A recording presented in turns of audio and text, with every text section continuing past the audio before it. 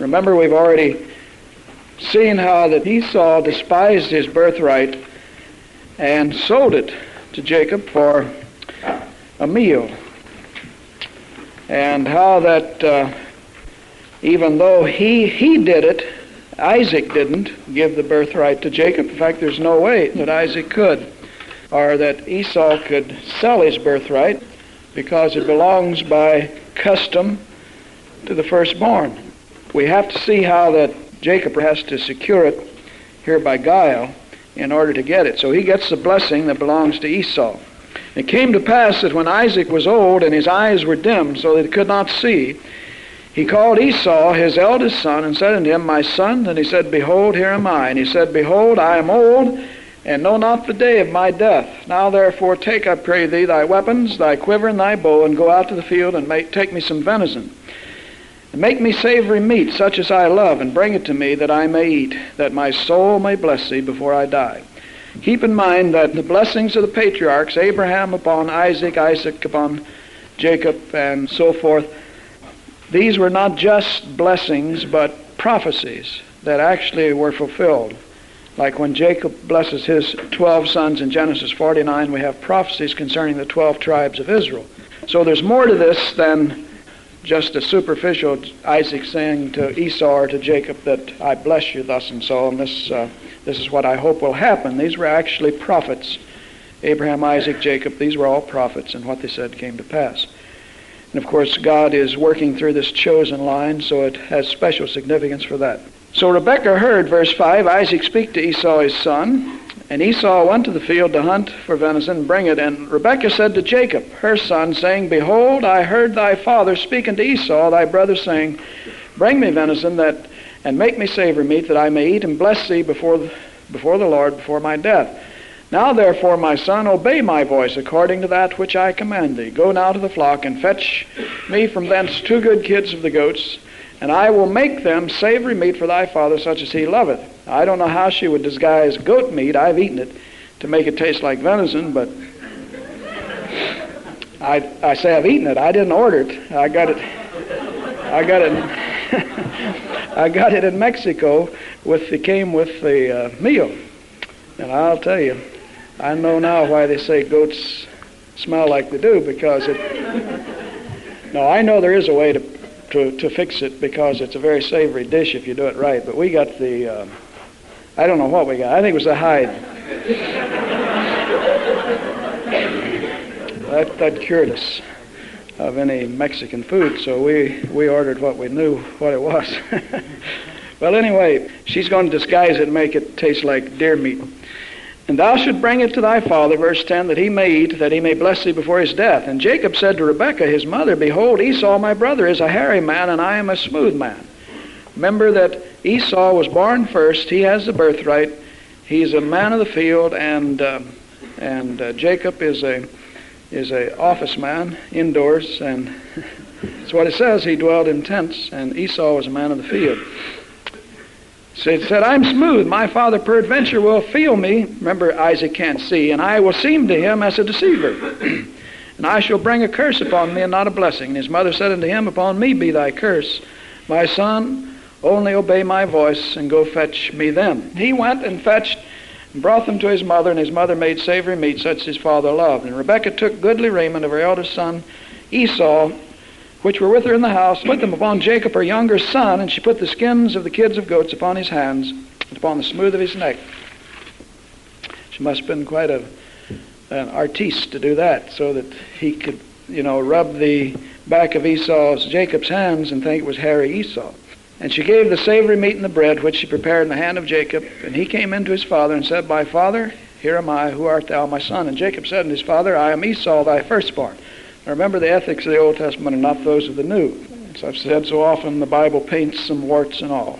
A portrait painter, at least I would, I'd leave the warts out. I've seen people paint scenes, for example, that they'll put in an old crooked limb that just mars the picture. Well, they're true to what they saw, but I would left that out. And I've done enough painting to know when a thing looks good. The Bible paints some warts and all. Rahab the harlot, remember she lied And she's in the catalog of the heroes of faith in Hebrews 11. She isn't there because she lied, but because she had faith. So don't read the ethics of the New Testament into the Old, or vice versa. So he said, I'm Esau, thy firstborn. That's what Jacob said. I've done according as thou badest me. Arise, I pray thee, sit and eat of my venison, that thy soul may bless me. And Isaac said to his son, how is it thou hast found it so quickly? Well, it was penned up in the backyard.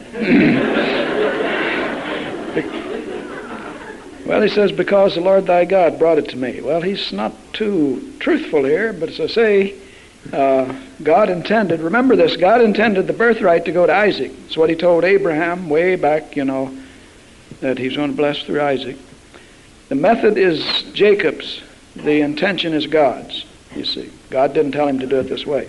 And so Isaac said to Jacob, come near, I pray thee, that I may feel thee, my son, whether thou be my very son Esau or not. And Jacob went near unto Isaac his father and felt him. He said, your voice is Jacob's, but your hands are Esau's. Well, Isaac was pretty old, about 180, so he wasn't thinking too straight. Because, you can put two and two together here and figure something. He was concerned that something was wrong, but he couldn't figure it out. Your voice is Jacob's, your hands are Esau. And he concerned him not because his hands were hairy as his brother's Esau's hands, so he blessed him.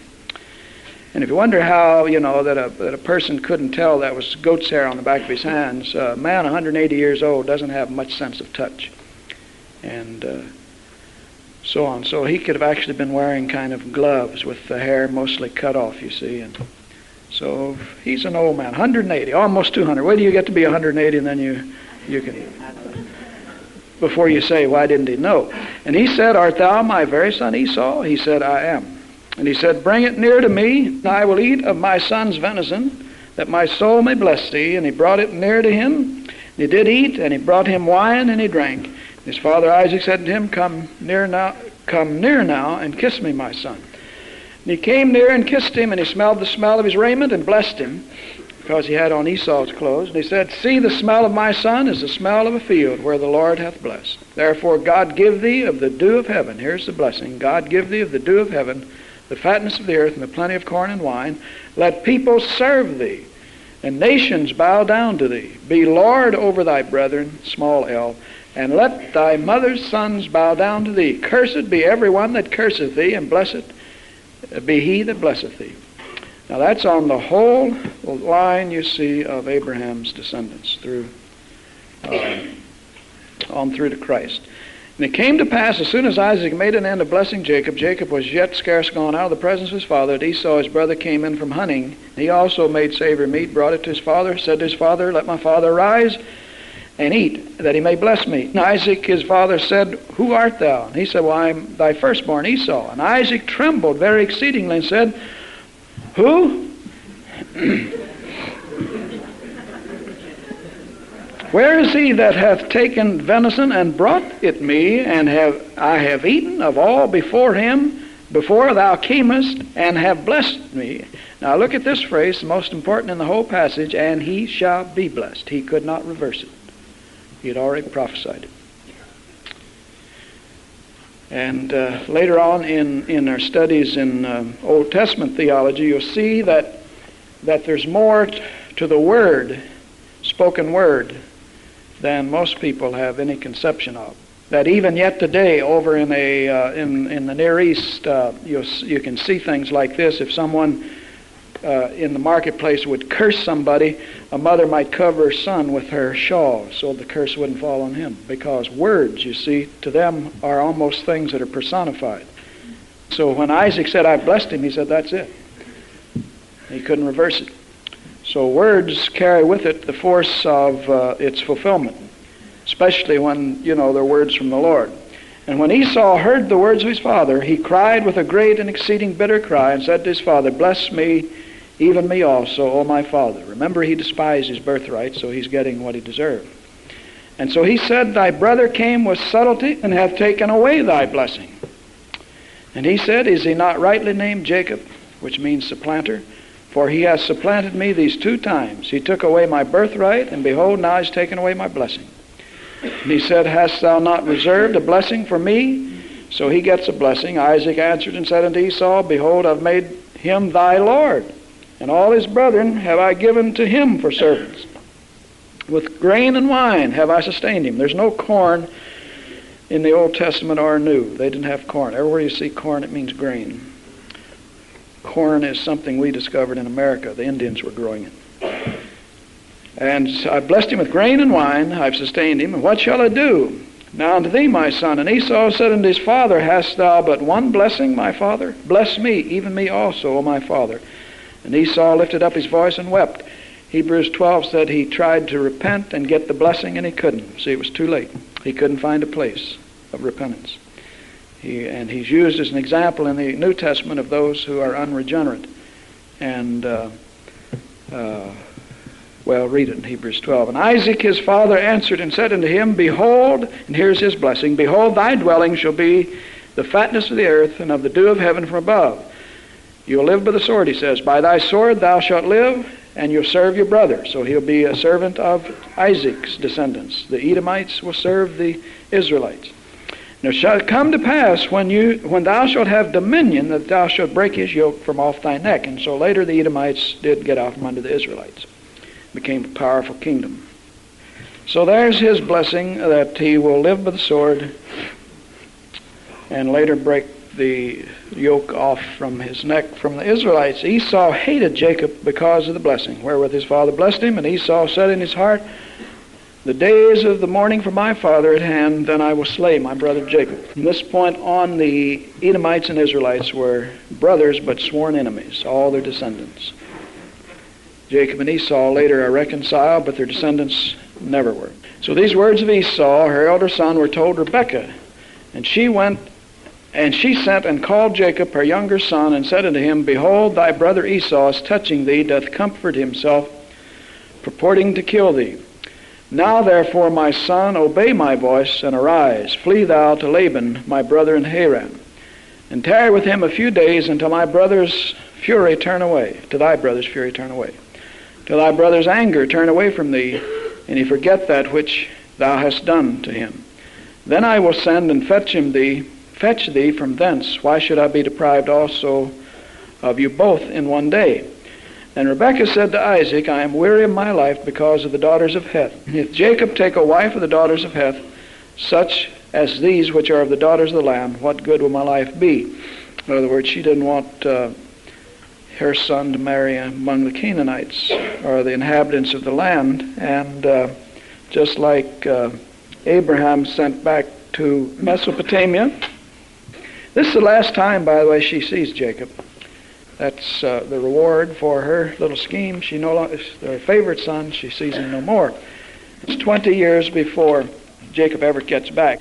Isaac called Jacob and blessed him, charged him, and told him not to take a wife of the daughters of Canaan. Arise, go to Padan Aram, and go back to the house of your mother, and so forth. Remember, that's where Rebekah came from. And God Almighty will bless thee, and make thee fruitful, and multiply thee, thou mayest be a multitude of people. Verse 6, when Esau saw that Isaac had blessed Jacob and sent him away to Padan Aram to take him a wife from thence, then Jacob obeyed the voice of his father and his mother. Now Esau, verse 8, you can see the heart and the unregenerate nature of Esau coming through all the time. Esau, seeing the daughters of Canaan pleased not Isaac his father, then he went and married some. Then went Esau unto Ishmael and took of the wives which he had. So he marries foreign wives instead of doing as Jacob, Isaac did, marry in the chosen line. So again, Esau's nature comes up. And he goes back to Padan Aram, and there meets Laban, the brother of Rebekah, which would be Jacob's uncle. And he works for him. He sees one of his daughters that he likes. Remember, he's there to get a wife. He sees Rachel, and he bargains with Laban, her father, to work for him 7 years for this girl. So some of you, get a wife awfully cheap today. Jacob works 7 years. And Laban, verse 16 of chapter 29, Laban had 2 daughters. The elder was Leah, and the other was Rachel. And Leah was tender-eyed, but Rachel was beautiful and well-favored. And Jacob loved Rachel. And he said, I'll serve you 7 years for Rachel, thy daughter. Laban said, it's better that I give her to thee than I should give her to another man. Abide with me. So Jacob served him 7 years for Rachel. It seemed to him but a few days for the love he had for her. And so Jacob said to Laban, "Give me my wife, for my days are fulfilled, that I may go in unto her." And Laban gathered together all the men of the place and made a feast. And it came to pass in the evening that he took Leah, his daughter, and brought her to him, and he went into her. And of course they were veiled in those days until after, the marriage was consummated. Then she took her veil off, and he discovered that Laban had given him Leah. It came to pass in the morning, behold, it was Leah. And he said to Laban, What is this thou hast done unto me? Did I not serve thee for Rachel? Wherefore hast thou beguiled me? Well, then Laban gives him that old story about it's the custom in the land to give the oldest daughter away first, or she'd never get married. And you have to work, from the top down. And so Laban said, it must not be so done in our country to give the younger before the firstborn. Fulfill her week, and we will give thee also for the service which thou shalt serve with me yet 7 other years. So, make a long story short, you certainly remember these stories from Sunday school. He served 7 more years to get Rachel, 14 years. And when he ends up after 14 years, he's got 2 wives and nothing else, wives and children. Then he proposes a scheme whereby that he can get the material goods. He's working for him for nothing, just his food and lodging.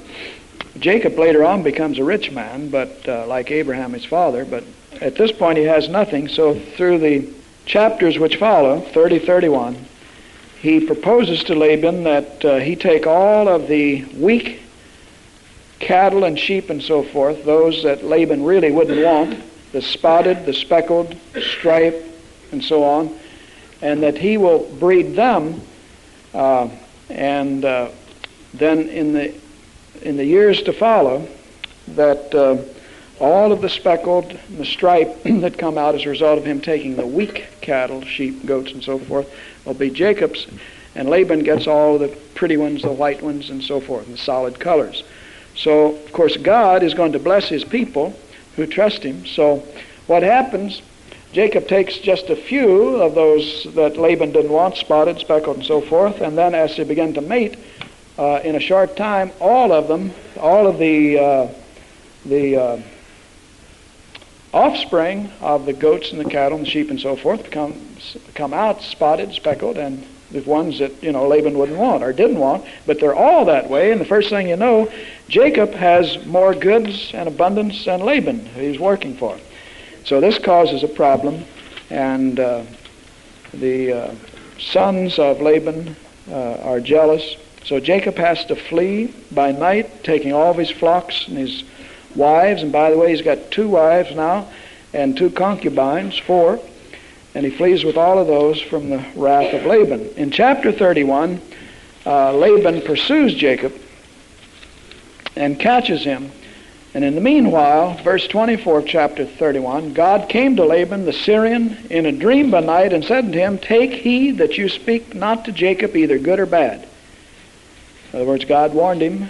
God will never let anybody touch his servants, you see. So he warned Laban not to touch him. Then Laban overtook Jacob. Now there's an interesting statement here in this passage where the household gods of Laban, we have to remember that scriptures say that there was quite a bit of idolatry even among the ancestors of the patriarchs.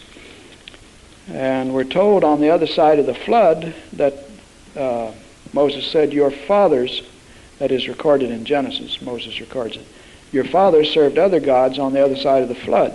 Rachel steals the household gods of her father. Now the significance of that is they were little idols, that whoever possessed the household gods was heir to the family inheritance. And that's why Laban is so mad. Not only has Jacob become richer than him, but somebody's stolen the household gods. Now if you've read the accounts, you know of which I speak, and I don't have to go through all of that and read it all. But I'm just interpreting for you what the significance of that was. So Rachel, in her lack of light about deeper things, they didn't have too much light in those days, spiritual light, after the flood. And so she knows by stealing those that Jacob, her husband, will be heir to all of her father's estate. And so Laban searches in the various tents, and Rachel's sitting on them, and so he never finds him. And then when Jacob discovers she had stolen those gods, he will have nothing to do with it, and he has them, throw these things away, because Jacob is not an idolater. I might give you the names of the 12 sons of Jacob, because they're recorded here in these chapters, and as you read it, you'll see them, because they become the 12 tribes of Israel. Now Leah, he had 4 wives, so Leah had Reuben, Simeon, Levi, and Judah. Leah had Reuben, Simeon, Levi, and Judah. Had 2 wives and 2 handmaids. I'm giving you the order in which they come in the chapters. And Bilhah, B-I-L-H-A-H, Bilhah, a concubine, handmaid, has Dan and Naphtali. If you can't spell them, just spell them like sound. You'll learn to spell them before you get through all these studies. Zilpah, Z-I-L-P-H, Zilpah has Gad and Asher. See, Jacob didn't have 12 sons by one wife. The 12 tribes of Israel came through 4 wives. Then Leah had 2 others in her old age, that is, later. She stopped bearing and started bearing again, in Issachar and Zebulun. And then Rachel, who did not bear at all until late in life, God finally opened her womb. Rachel had 2 sons in Jacob's old age, Joseph and Benjamin. Both his favorite sons, by the way. Joseph, of course, was an example of purity and faithfulness in the Old Testament. Benjamin, we don't hear a lot about him, but he was the youngest. And Rachel, who died at his birth, called him Ben-Oni, which means son of my sorrow, but Jacob immediately changed his name to Benjamin, which means son of my right hand. Jacob then flees from 32 to 33. He flees from 30 to 33, flees. Then in 32 and 33, he has an encounter with Esau. Remember, Esau has been left behind 20 years before, and he fears very much this encounter with Esau, and makes up a great bounty to send to him to try to appease his wrath. And in chapter 32, we find the angels comforting him. Verse 1, and Jacob went on his way, and the angels of God met him, and when Jacob saw them, he said, "This is God's host." And he called the name of the place Mahanaim. And Jacob sent messengers before him to Esau his brother, unto the land of Seir, the country of Edom. The angels of the Lord met him. So we see the presence of the angels of the Lord around the chosen ones, Abraham, so on.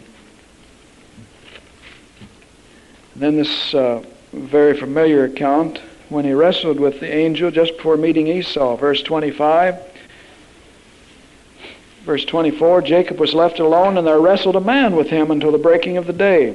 He's called a man, but we see later he's not a man. Often God appears as a man or an angel. And when he saw that he prevailed not against him, that is the man, he touched the hollow of his thigh, and the hollow of Jacob's thigh was out of joint as he wrestled with him. And from that day on he had a limp. And he said, "Let me go, for the day breaketh." And he said, "I will not let thee go." Jacob saying this, "Except thou bless me."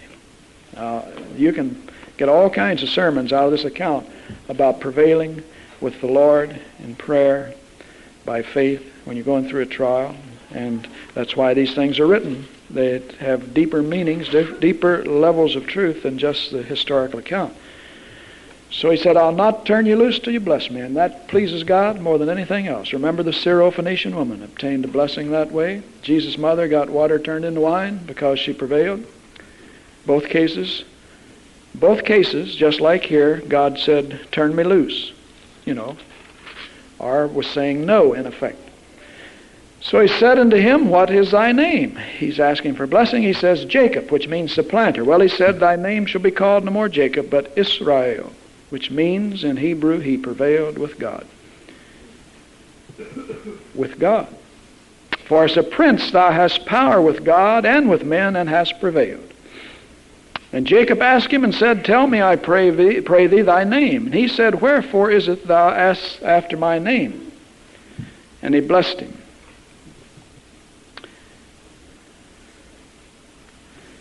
And he blessed him there. And Jacob called the name of the place Peniel, for I have seen God face to face, and my life is preserved. So who was he wrestling with? Called a man, angel, God. Pre-incarnate Son of God, of course. Old Testament's filled with the appearances of the Lord before his incarnation. He appeared to Hagar. She said, I've seen God and have not died. Well, she saw his revelation of himself. She didn't see the Father, of course, because we're told no one has seen the Father. No one can and live.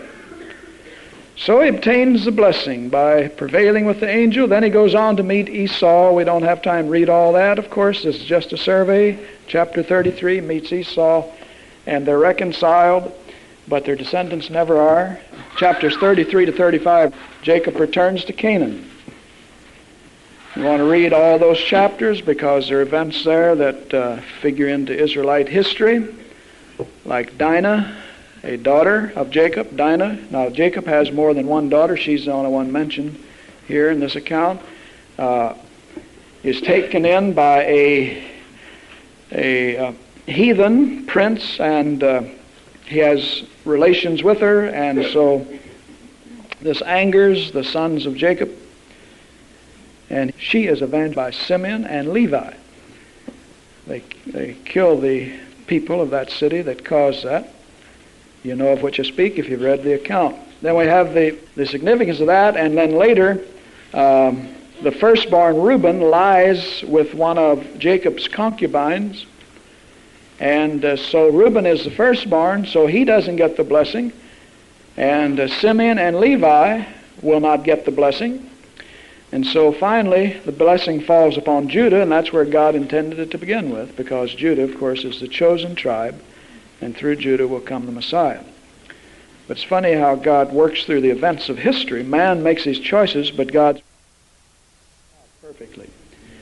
But these accounts are significant because they show you why some firstborn and so forth get rejected, and if you're a very careful reader, you'll see that Judah wasn't in line for the blessing at all, but he got it because the others were canceled out. In fact, over in the blessings that Jacob gives in chapter 49, when he blesses all 12, you'll see he mentions these things, that he's not blessing them with the promises of a Messiah, but it's going to come through Judah because Judah fell heir to these blessings because of the sins of the others. We have the death of Rachel at the birth of Benjamin, mentioned in this section, and then the death and burial of Isaac at the end of chapter 35. He dies 180 years old, and as Isaac and Ishmael had been present to bury Abraham, Esau and Jacob bury their father Isaac. Chapter 36 gives the new Toledoth, the history of generations of Esau, which we don't need to read. Many kings came out of Esau. Then we have the Toledoth of Jacob, which is the rest of the book. And that's the last Toledoth in the book of Genesis. Remember, I told you at the beginning there were 11 of them. The book is divided up into 11 sections. And these are the generations of Jacob, chapter 37, verse 2. And all of the history from creation down through the birth of Moses is tacked on these 11 outlines or schemes. That's why we believe in outlining, because the Bible, first book, is outlined perfectly, clearly, and consistently. The generations of Jacob, of course, include not the story of Jacob. We've just covered that under the other Toledoth, but it's a story, really, the life of Joseph primarily, and how the 12 sons of Jacob got down into Egypt. And that's why it's recorded, to show you how that Joseph really the favored son and the purest and most spiritual out of all the 12, was sold into slavery because of the envy of his brethren. Chapter 38 tells you how he had the 2 dreams showing that his 11 brothers would bow down to him, and they were so incensed at the thought that they would bow down to their younger brother.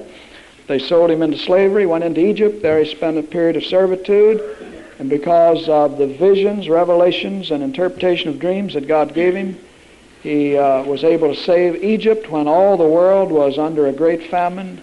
Joseph, by his wisdom and interpretation of Pharaoh's dream, was able to tell them they'd have 7 prosperous years and to store up grain as the sand of the sea. Then they'd have 7 years of famine, and that everyone would come to Egypt to buy grain. They'd not only have grain, but they'd gather the wealth of the whole known world. And that's exactly what happened. Because of that, Joseph was elevated to the 2nd place in Egypt. And during the famine, the sons of Jacob are sent into Egypt to buy grain. Joseph now has grown. He's doubtless wearing a big beard and second in command, and they don't recognize him. And so you know the story, of course, how he, by guile, or strategy, gets all of the 11 sons, including Jacob, to get down into Egypt, and then he reveals himself as Joseph. And they have a big family reunion. Chapter 49, in fact, that is written, by the way, to show you how the Israelites got down into Egypt, because remember, God said to Abraham that your descendants will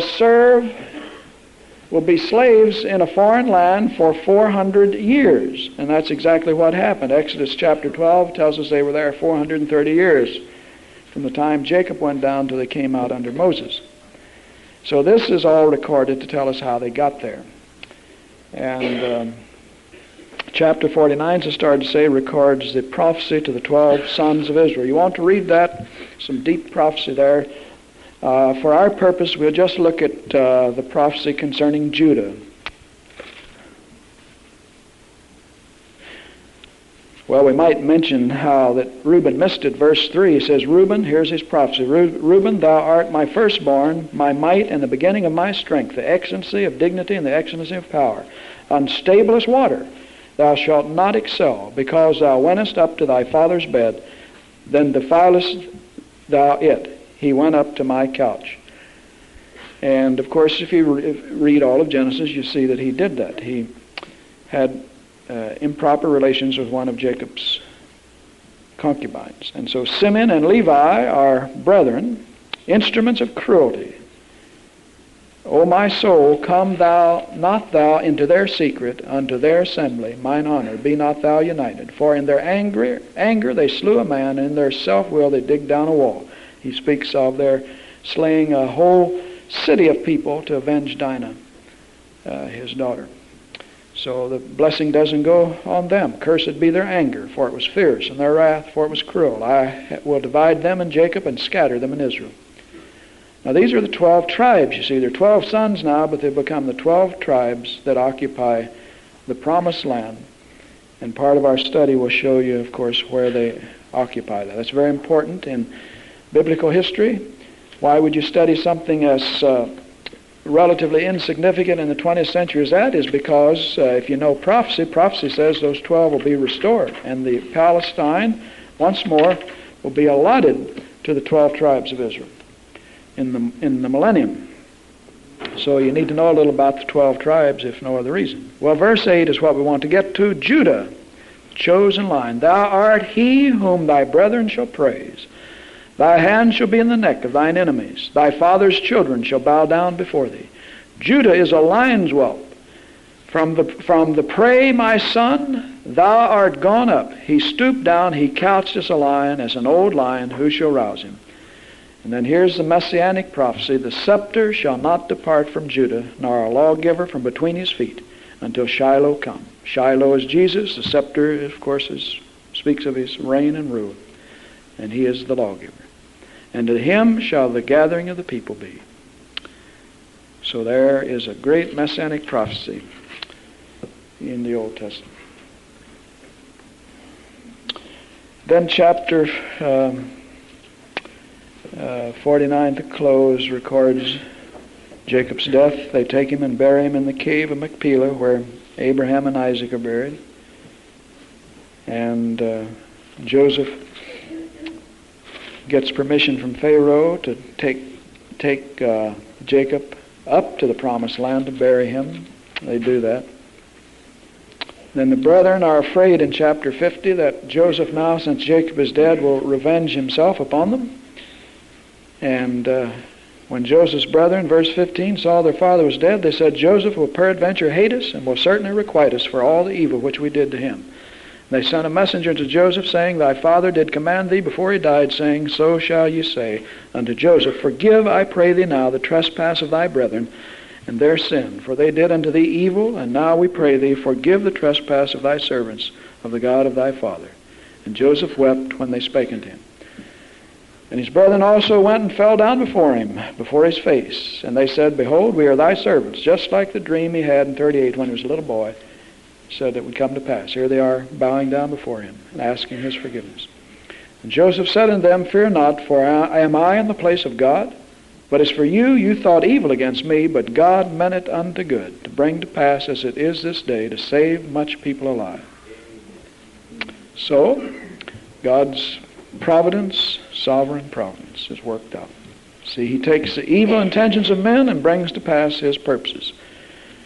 Peter said to those who crucified Jesus, Ye by wicked hands have taken him and slain him, did unto him what God foreordained should come to pass.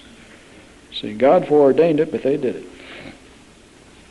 In fact, God would have had to have restrained them, and did many times, to keep them from killing Jesus ahead of his time. So they were doing what they wanted. Joseph dies, verse 26, being 110 years old. They embalmed him. They got that from Egypt, you see, and he was put in a coffin in Egypt. They saved him. They wanted to save him for 400 years because Joseph here makes them promise that he'll not leave his bones in Egypt, but take him up to the promised land. By the way, we shouldn't skip that because that's a tremendous statement of faith by Joseph. Verse 24, Joseph said unto his brethren, I die, but God will surely visit you and bring you out of this land unto the land which he sware to Abraham, Isaac, and Jacob. And Joseph took an oath of the children of Israel, saying, God will surely visit you, and you shall carry up my bones from hence. Now there he is prophesying 400 years before it ever happened. 4 centuries. Longer than this country's been in existence, he prophesied that one day God will visit you, take you out of here. And see, there are only 70 sons here now. 70 people went into Egypt. And they go out about 3 million strong. And he's prophesying it will happen. That's his faith talking. That's why he was justified. By faith. So many Christians can't even make a statement of faith about next week. And he's talking about 4 centuries.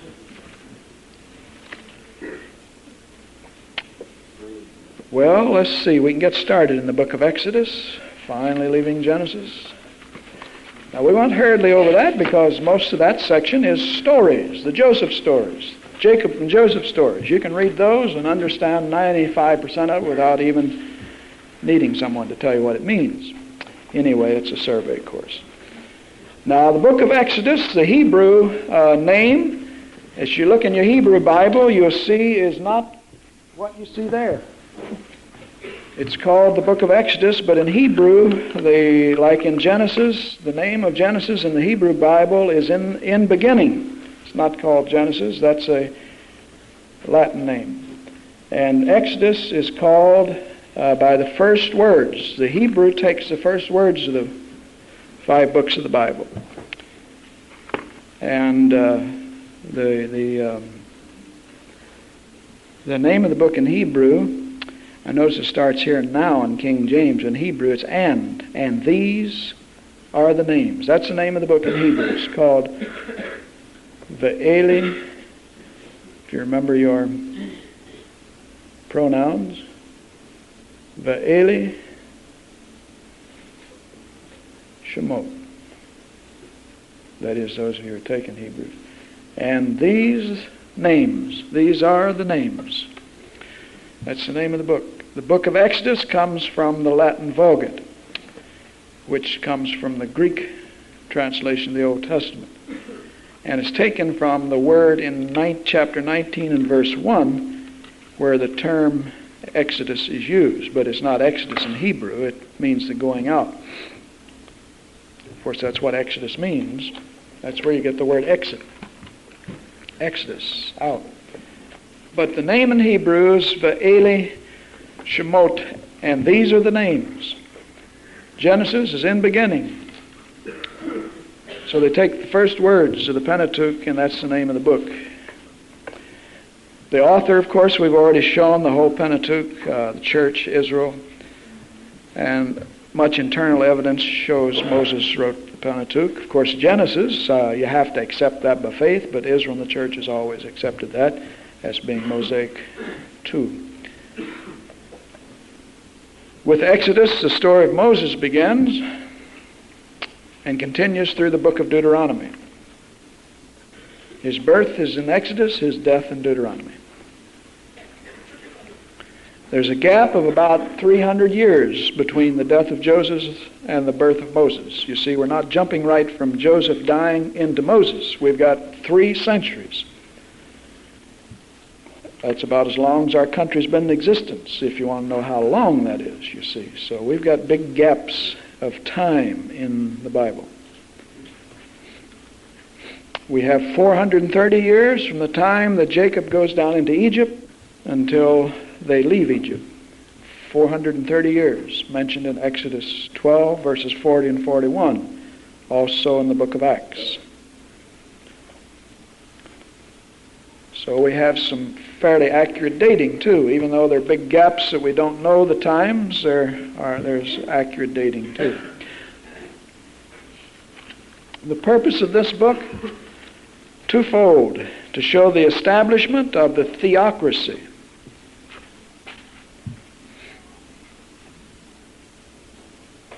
Show the establishment of a theocracy, first of all. Exodus continues the story from the death of Joseph to the establishment of the theocracy, that is, the theocratic nation of Israel at Mount Sinai, and the giving of the law. God makes himself king over Israel. That's what the term theocracy means. Democracy means the people are king, which is certainly not scriptural, but you have to watch in what places and times and terms you say things like that. We're not anti-democratic. We like to see people free, if you mean that. But if you mean the people should rule, I don't find that in the Bible. Wherever the people rule, God is left out, and we have nothing but distress and adversity as a result. Not that I want to get into all that, but the best rule, I still say it, and always will say it, the best rule would be a Christian king, Spirit-filled Christian king. That's right. God didn't establish a democracy, he established a kingship, made himself king. Then when they rejected him being king, he gave them Saul to prove what men would be like if they ruled, unregenerate. And then he gave them David to show you what an ideal king would be. That is, ideal in the sense that David was a sinner justified by faith, so he wasn't perfect, but he was the best of the Old Testament. But the establishment of theocracy, God made himself king, and when they later wanted a king under Samuel, much later, then God told Samuel, remember, they haven't rejected you, Samuel, as being priest, prophet over them, and judge. They have rejected me as king. So we have the establishment of the theocratic nation at Mount Sinai, the giving of the law. And that the book of Exodus ends with that.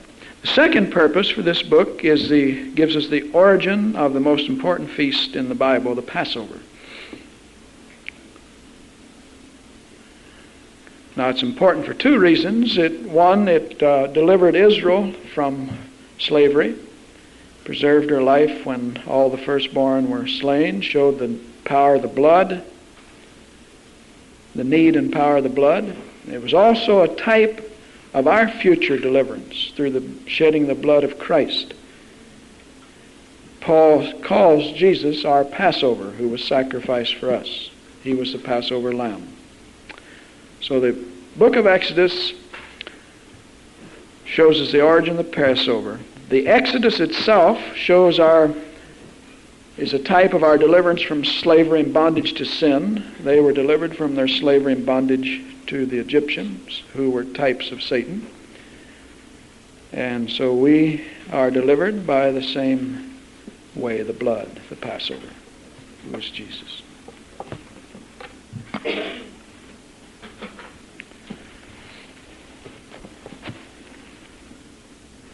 Well, I don't think I'll start Exodus because if we do, we won't find a stopping place. So read ahead a few chapters, at least over through the Passover, chapter 12.